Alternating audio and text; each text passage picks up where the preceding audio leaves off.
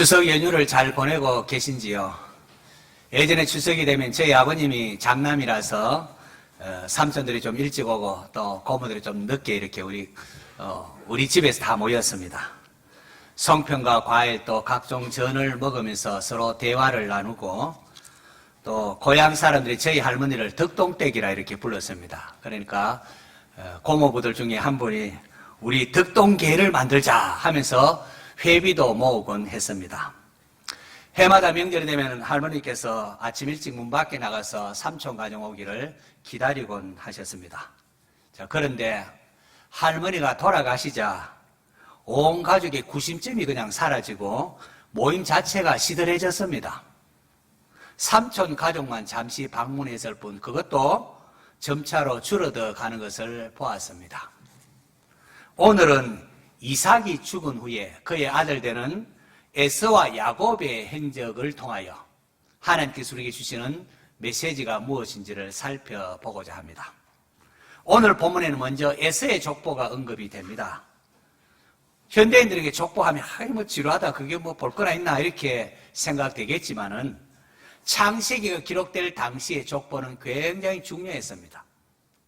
자신들의 기원이 어디이고 그들에게 있어서 중요하게 여기지는 인물이나 사건들이 무엇인가가 요약해서 이렇게 기록되어져 있는 것이기 때문에 신학적인 의도가 담겨서 굉장히 중요합니다.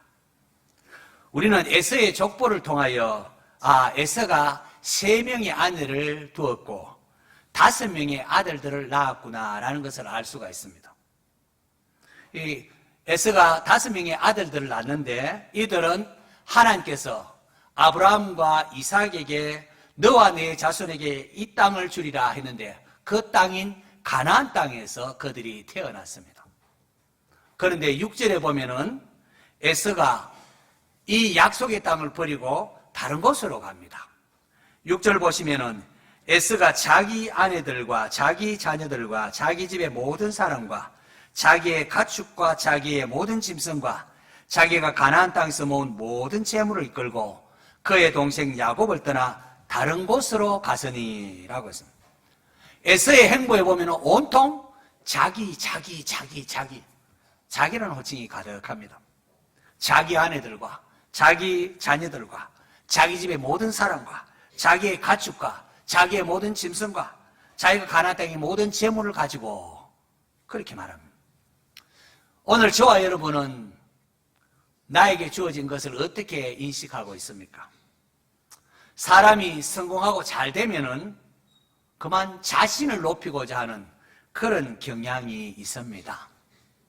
훗날 바벨론 왕 느부갓네살이 보면은 그가 왕궁 지붕을 거니면서 이런 말을 합니다. 야, 이 큰 성 바벨론은 내가 능력과 권세로 건설하여 나의 도성으로 삼고 이것으로 내 위엄과 영광을 나타낸 것 아니냐 하면서 그렇게 자신을 높이며 교만해졌습니다.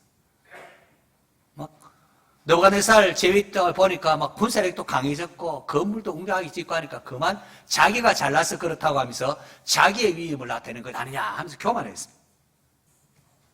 자신의 힘으로 모든 것을 이루은 양 교만해지자 하나님께서 그 교만한 느부갓네살로 하여금 정신착란을 일으키게 하고는 사람들로부터 쫓겨나서 7년간 짐승처럼 그렇게 살도록 함을 통하여 교만하면 안 된다는 본을 보여주셨습니다. 자, 그런데 오늘 본문에 나타난 세일산으로 떠나는 에서의 모습이 다르지 않습니다. 이 느부갓네살 왕이 나중에 나오는 느부갓네살 왕의 모습과 다르지 않습니다. 성경에서 에서의 후손 에돔, 이 에서의 족속을 책망할 때 등장하는 것이 교만입니다. 교만. 에돔의 멸망을 선포하는 오바댜서를 보면은 오바댜의 묵시라 주 여호와께서 에돔에 대하여 이와 같이 말씀하셨느냐 하면서 오바댜서 1장 1절을 시작하면서 곧이어서 에돔을 향하여 너의 마음의 교만이 너를 속였도다. 바위 틈에 거주하며 높은 곳에 사는 자여 내가 마음이 이르기를 누가 능히 나를 땅에 끌어내리겠느냐 하니 내가 독수리처럼 높이 오르며 별 사이에 깃들일지라도 내가 거기에서 너를 끌어내리리라 여호와의 말씀이니라 하고 했습니다. 사업이 잘 되고 뜻하는 바가 잘 되고 풍요로우면은 우리는 그만 교만하기 쉽습니다. 아무리 겸손해야지 해도 이게 안 됩니다. 잘은 그만 교만해집니다. 그런데 여러분, 성경이 뭐라고 합니까? 성경에 보면은 내 하나님 여호와 그가 내게 재물 얻을 능력을 주셨느니라. 하나님이 재물 얻을 능력을 주시고 건강 주시게 하기 때문에 그런 일을 할 수 있다는 겁니다. 그렇기 때문에 성경은 교만은 패망의 선봉이라 그렇게 말하고 있는 겁니다. 에서는 소유가 풍부해지고 재물이 많아지니까 그거 가지고 하나님 참 감사합니다. 하나님 은혜에 감사하고 이 내게 주신 이 은혜를 가지고 하나님 나를 위하여 무엇을 할까 이렇게 생각해야 되는데 그렇게 하지 않았습니다. 에서는 모든 것이 자기의 힘으로 이룬 양 생각하고는 더 높아지고자 세일산을 향하여 떠나갔습니다. 에서는 익숙한 사냥꾼이요 덜 짐승으로 아주 호탕한 기질을 가진 자입니다. 그는 매사에 자기가 원하는 대로 행했습니다. 아내를 구할 때 얼마나 중요합니까? 이 아내를 구할 때도 하나님과 부모의 뜻은 아랑곳하지 아니하고 가보고 자기가 마음에 드는 가나안 여인이 예쁘구나 마음에 들어 그 가나안 여인들을 아내로 맞이했습니다. 이 가나안 여인들이 부모를 기쁘게 하지 못하는 것을 보고는 또 이스마엘에게 가서 이스마엘의 딸 가운데 하나인 느바요시 누이 바스밧을 또 아내로 또 맞이합니다. 지금도 보면은 모든 식솔과 재물을 이끌고는 동생 야곱을 떠나 다른 곳을 쭉 갑니다. 성경 그 이유가 사실 7절에 나와 있습니다. 7절에 보니까 에서가 야곱을 떠나는 이유를 설명합니다. 두 사람의 소유가 풍부하여 함께 거주할 수 없음이르라. 그들이 거주하는 땅이 그들의 가축으로 말미암아 그들을 용납할 수 없었더라. 아마 창세기를 읽은 독자라면 이거 어디서 많이 예전에 한번 봤는 모습인데 아마 떠오를 것입니다. 언제 이런 장면이 있습니까? 오래전에 아브라함과 조카 롯이 헤어질 때 이런 장면이 떠오릅니다. 하나님 복을 주셔서 가축이 많아지니까 아브라함과 조카 롯이 함께 가축하기가 풀뜯기 부족하고 하니까 그때에 이런 장면이 펼쳐집니다. 그때 롯이 어떻게 합니까? 롯은 영적인 면보다는 저기 물이 넉넉한 요단더를 바라보고는 소돔과 고모라를 선택하여 횡하니 그냥 지금까지 보살펴주던 아브라함은 제껴놓고 횡하니 그냥 떠나갔습니다. 지금 에서의 선택도 그 롯의 선택과 다를 바가 없습니다. 에서는 하나님께서 할아버지 아브라함과 그의 아버지 이삭에게 주리라 약속한 땅인 가나안 땅, 이 가나안 땅이 무엇을 의미하고 있는지 관심이 없었습니다. 아니 관심이 있었다고 한들 이 땅이 그 풍요로움에 바라보면서 그걸 위해서라면 이것도 아무것도 아니라 하면서 버릴 준비가 되어 있었습니다. 이러한 에서의 모습은 사냥하고 온데 배가 고프니까 팥죽 한 그릇에 야 장자먹물 너해 하고는 동생에게 장자먹물을 팔아버리고 팥죽을 먹는 모습을 통해서도 우리에게 나타납니다. 에서는 아브라함과 이삭으로 이어지는 하나님의 언약이 얼마나 큰 보인가에 대해서는 별로 주의를 기울이지 않았습니다. 그저 세상이 눈에 보이는 대로 자기 좋은 대로 행했습니다. 지금도 에서의 눈에는 하나님의 약속보다는 이 땅의 풍요로운 것에 마음이 빼앗겨서 자기가 원하는 세일산으로 향해 갔습니다. 더 이상 이 좁은 땅이 가나안 땅에 아웅다웅하기보다 마음껏 자기의 꿈을 펼칠 그 세일산을 향하여 떠난 것입니다. 여러분 세일산은 산악지대입니다. 높은 곳에 있어서 천혜의 요새입니다. 적들을 방해가 좋습니다. 이러한 에서의 모습 속에서는 더 이상 하나님이 중요하게 여겨지지 않고 있습니다. 에서는 자기 힘을 의지하며 살아가는 자의 전형적인 모습을 잘 보여주고 있습니다. 자, 반면 야곱은 그의 아버지가 거하는 헤브론에 남습니다. 오늘 본문 창세기 36장 1절에는 에서 곧 에돔의 족보는 이러하니라 랭요. 그 다음 장인 37장 2절에 보시면은 37절 뭐예요? 야곱의 족보는 이러하니라 하면서 야곱의 족보가 나옵니다. 그런데 야곱의 족보를 소개하기 앞서서 창세기 37장 1절에 보니까 야곱이 가나안 땅, 그의 아버지가 거류하는 땅에 거주하였으니 이 사실이 먼저 언급되고 있습니다. 에서가 가나안 땅을 떠나서 세일상으로 간과 대조해서 성경은 야곱은 가나안 땅, 그의 아버지가 거류하는 땅에 거주하였다는 것을 강조해서 먼저 말하고, 그리고는 곧이어서 야곱의 족보는 이러하니라고 말하고 있습니다. 야곱이 가는 가나안 땅은 세일산 같은 산악지대 요새가 아닙니다. 이웃 나라가 쳐들어와도 어디 제대로 피할 곳이 없습니다. 그저 가나안 땅은 하나님의 도움을 바라는 것 외에는 방법이 없는 그런 땅입니다. 하지만 이곳은 하나님께서 아브라함과 이삭 그리고 야곱에게도 하나님께서 약속하신 땅입니다.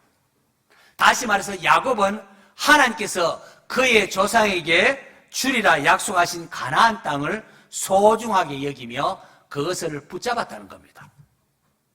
자, 그런데 이제 야곱의 족보가 나오는데 좀 이상한 것은 창세기 37장 2절에 야곱의 족보는 이러하니라 라고 하고는 야곱이 누구를 낳고 이렇게 돼야 되는데 그게 아니고 곧이어 족보와 별로 관련이 없어 보이는 난데없는 요셉의 이야기가 쭉 나옵니다. 여기 또 저지된 일일까? 자, 여기에 대한 대답은 조금 미루고요. 훗날 야곱은 요셉이 짐승들에게 잡혀 죽은 줄로 알았는데요. 죽은 줄만 알았던 아들 요셉이 애굽에 살아있다는 소식을 듣고는 그 요셉을 보려고 애굽을 내려가고자 합니다. 너무나 사랑하는 요셉이 있기 때문에 그 아들이 살아있다니 하면서 내가 살아있기 전에 요셉을 한번 봐야 되겠다고는 애굽으로 내려갑니다. 그런데 야곱이 요셉을 만나러 애굽으로 내려가다가 브엘세바라는 지역에 도착하더니만은 그곳에서 갑자기 그의 아버지 이삭이 하나님께 희생 제사를 드립니다. 아니 가다 말고 갑자기 거기서 하나님께 제사를 드립니다. 이 브엘세바는 가나안의 최남단에 위치한 지역입니다.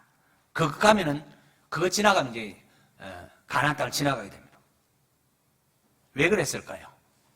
야곱은 언약의 대를 잇는 자로서 하나님께서 자기 조상들에게 약속하신 가나안 땅을 떠나 애굽에 내려가는 것에 대하여 이게 옳은 일인지 두려워했다는 겁니다.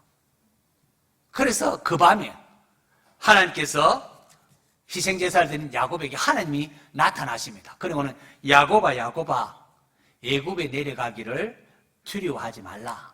내가 거기서 너로 큰 민족을 이루게 하리라. 내가 너와 함께 애굽으로 내려가겠고, 하나님 내가 너와 함께 내고 반드시 너를 인도하여 다시 올라오게 할 것이다. 요셉이 그의 손으로 내 눈을 감기리라고 하나님이 약속해 주십니다. 어디로 가야 되며 무엇을 해야 할지 모를 때에 하나님 백성들은 먼저 하나님을 예배해야 됩니다. 하나님을 예배하며 기도하십시오.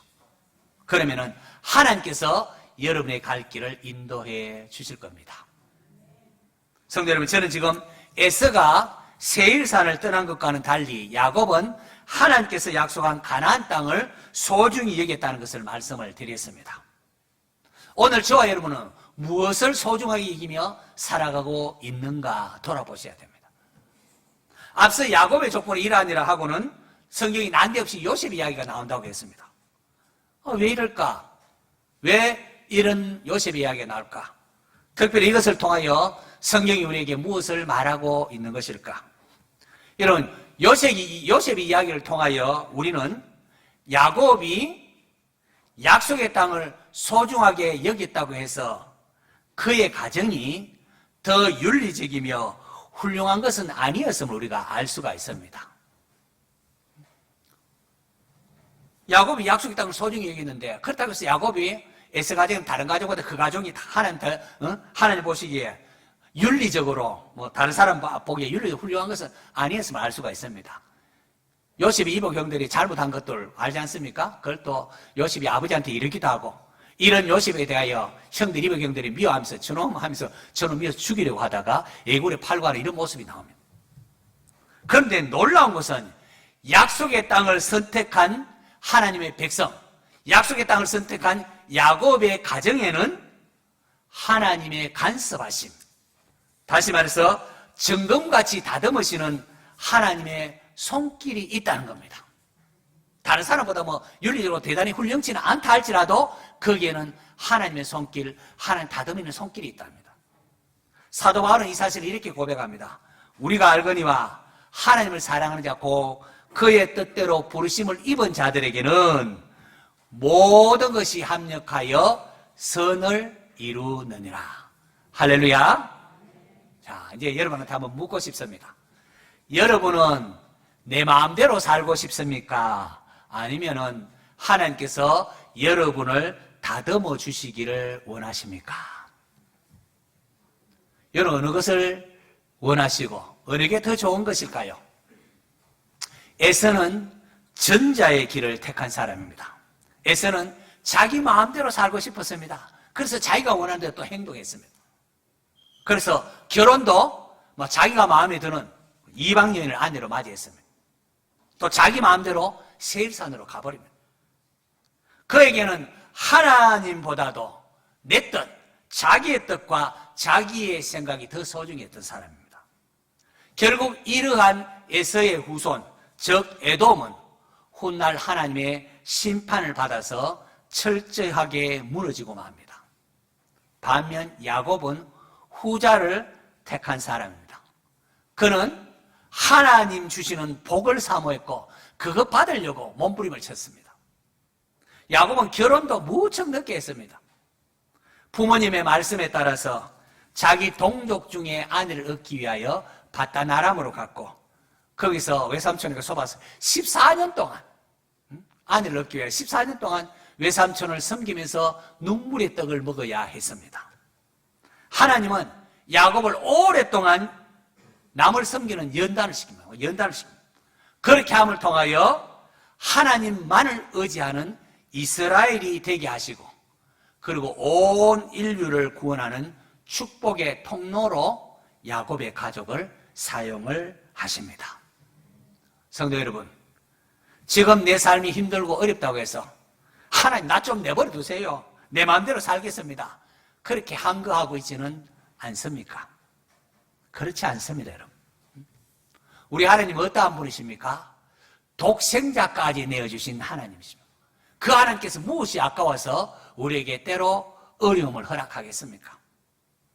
하나님의 손길이 사랑임을 알고 하나님 저를 다듬어서서 제가 다듬어지겠습니다. 저를 정금같이 만들어줄 줄로 믿습니다. 라고 하면서 기도해 보시기를 바랍니다.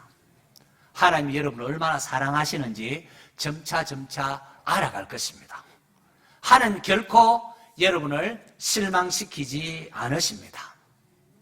훗날 야곱이 애굽에 내려가서 애굽왕 바로에게 자신이 살아온 삶을 이렇게 고백합니다. 내 나그네의 길의 세월이 130년입니다.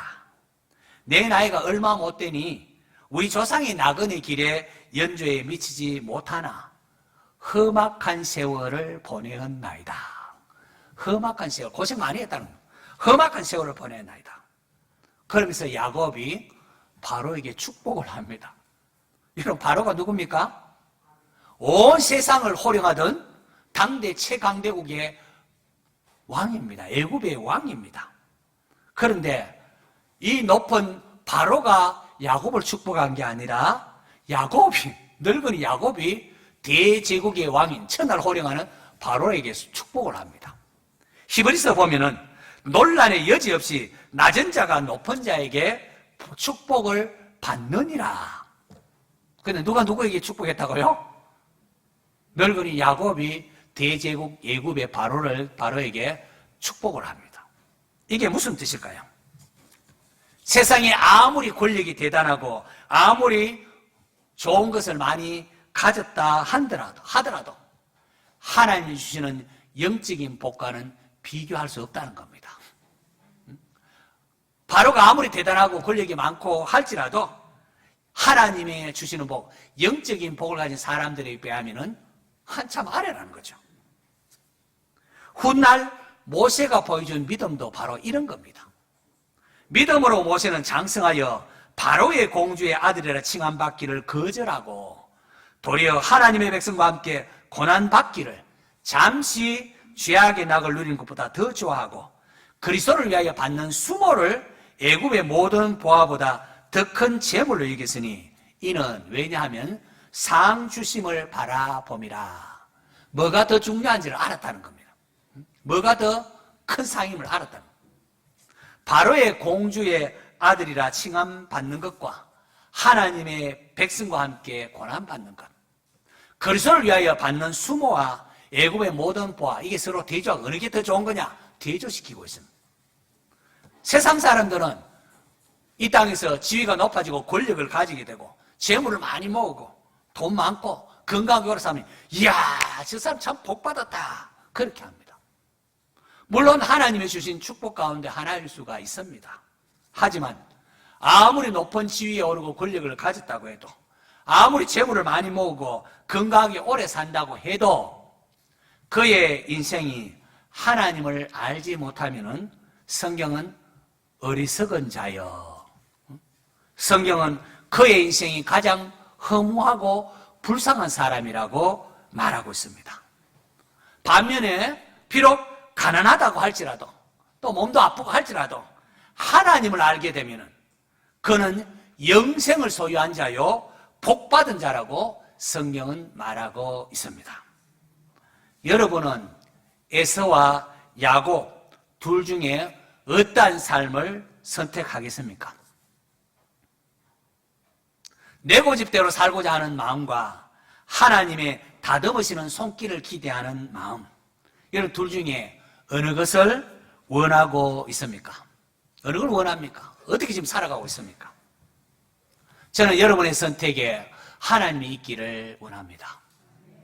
먼저 하나님의 나라와 하나님의 의를 구하는 성도가 되어야 됩니다. 그래야 하나님 나라와 하나님의 의를 먼저 구할 때에, 그래야 내게 주어진 물질이 의미가 있고 나에게 주어진 권력이, 나에게 주어진 직위가 의미가 있는 것입니다. 그것 없으면은 세상의 물질이나 모든 권력은 아무 의미가 없습니다. 세상 사람들이 가진 것을 부러워하지 마십시오.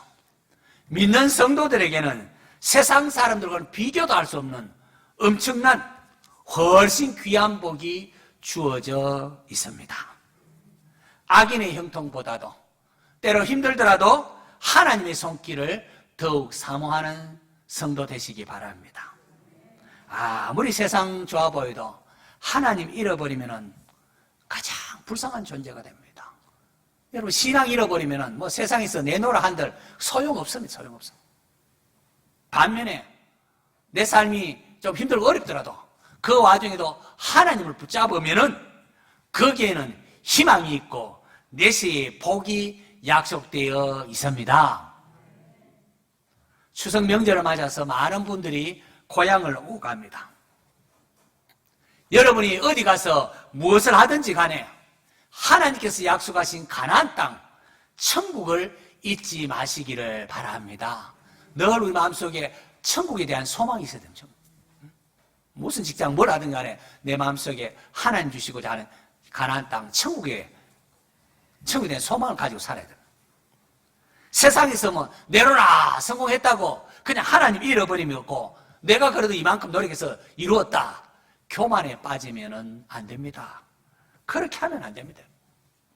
우리가 만들어가야 할 족보는 에서의 족보가 아니라 야곱처럼 하나님을 붙잡는 족보여야 합니다.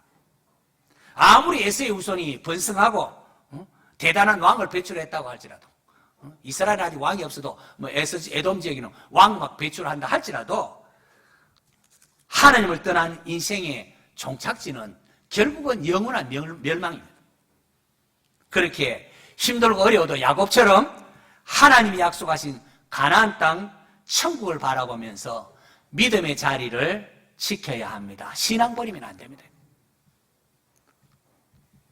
하나님을 택하고 참 믿음의 자리를 지키는 자에게 하나님께서 귀하게 여기시고 그를 고아와 같이 버려두지 아니하시고 하나님께서 그들의 아버지가 되어 주십니다. 하나님이 아버지가 되어 주신다. 위태한 일 만날 때마다 하나님이 그를 지켜주십니다. 우리 생각에는 망했다 싶어도 망하지 않습니다. 하나님이 지켜주십니다. 정금같이 다듬어 주시사 사람 만든다는 거예요. 하나님 자녀답게 만듭니다. 그렇게 만들사 마침내 영원한 생명에 참여하도록 해주십니다. 세월이 얼마나 빠르게 흐릅니까? 세월이 정말 물같이 빠릅니다. 고향에 부모님만 보니까 이제 우리 부모님 세대는 벌써 다 가고 이제 우리 세대도 벌써 이렇게 많이 지나가고 있구나. 그걸 절실하게 느낍니다. 우리에게 주어진 날들이 얼마가 될지 알 수 없습니다. 기회가 있을 때에, 아직도 살아있을 때에 잘못된 길에서 돌이키시기를 바랍니다. 추석 명절을 보내면서 잃어버린 신앙을 회복하는 성도가 되십시오. 특별히 자녀분들 중에 부모님 찾아오신 분들 예전 신앙 회복하셔야 됩니다. 오늘 예배에 참석한 여러분 모두가 세상에 썩어질 영광이 아니라 하늘의 영원한 영광을 바라보면서 믿음의 삶을 살아가는 성도 되시기를 축원합니다.